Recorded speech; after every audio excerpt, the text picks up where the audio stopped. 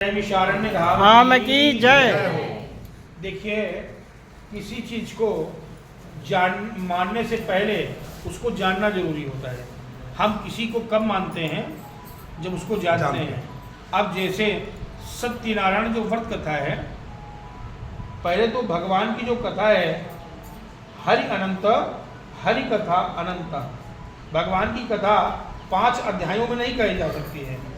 ये तो एक भगवान की पूजा का क्रम है जो लीलावती और उसकी बेटी कलावती, वणिक वैश्य, उल्कामुख, त्वंगध्वज, उनकी जो कथाएं हैं, उनकी जो चरित्र हैं, वो 5 अध्यायों में बताए गए हैं।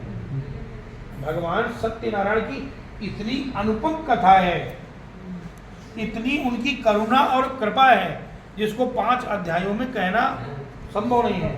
इसलिए वेदव्यास जी ने सत्यनारायण व्रत कथा का जो विस्तार लिखा है वो स्कंद पुराण में लिखा है। स्कंद पुराण के रेवा खंड में लिखा है और उस कथा में पहला श्लोक आता है, एकदा नैमिषारण्य ऋषया शौनकादया परपच्छुर्मुनिया सर्वे सूतम पौराणिकम खलु। इस शौनकाद ऋषियों ने ब्रह्मा जी से प्रश्न किया था। ये हम आपको कथा का महत्व बता रहे हैं।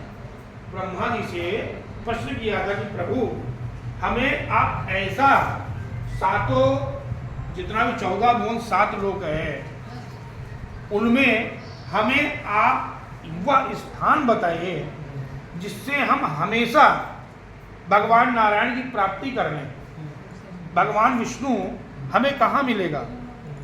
जिसको आपको जिसने बनाया है वो कहाँ मिलेगा? कभी भी बस सतयुग, त्रेता और द्वापर में आसानी से मिल जाता है, लेकिन कलयुग में कैसे मिलेगा?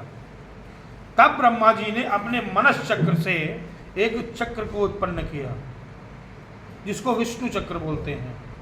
है ब्रह्मा जी के मन के द्वारा पीत विष्णु चक्र, जो आप चक्रतीर्थ जो राउंड वाला है, ये चक्रतीर्थ आपने देखा है, ये ब्रह्म मनोमय चक्र है। ब्रह्मा जी ने अपने मनस चक्र से चक्र की उत्पत्ति करी है और ऋषियों से कहा है ये जहां पर भी गिरेगा, आप सतयुग, त्रेता, द्वापर और कलयुग आप भगवान का ध्यान करेंगे और आपको भगवान विष्णु की प्राप्ति हो जाएगी। वो ऐसी भूमि होगी। तो वो मनस चक्र ब्रह्मा जी का नैमिषारण्य में गिरा है और इसी परम पावन भूमि में वेदव्यास जी ने स्कंद पुराण लिखी है। स्कंद पुराण के रेवा खंड में जो सत्यनारायण व्रत कथा आती है वो सूत जी महाराज ने नैमिषारण्य में किस लिए सुनाई? जब शौनकाद ऋषियों ने सूत जी से प्रार्थना की है कि प्रभु, कलयुग में मनुष्य जो होगा वो आलसी होगा, असत्यभाषी होगा, पूजा अनुष्ठान में उसका मन नहीं लगेगा, 4 घंटे की मूवी देखेगा उसको नींद नहीं आएगी, 1 घंटे की कथा सुनने में इधर भी देखेगा उधर भी, मोबाइल भी देखेगा, मन भी काम, पूजा में मन नहीं लगेगा। तो कोई ऐसा उपाय बताइए जिसको कम करने में, कम टाइम करने में भगवान विष्णु की प्राप्ति हो जाए, नारायण हमारे ऊपर प्रसन्न हो जाए। तब वेदव्यास जी ने सत्यनारायण व्रत कथा लिखी और सूत जी महाराज ने वही व्रत कथा विमलेश भैया नैमिषारण्य में सुनाई है।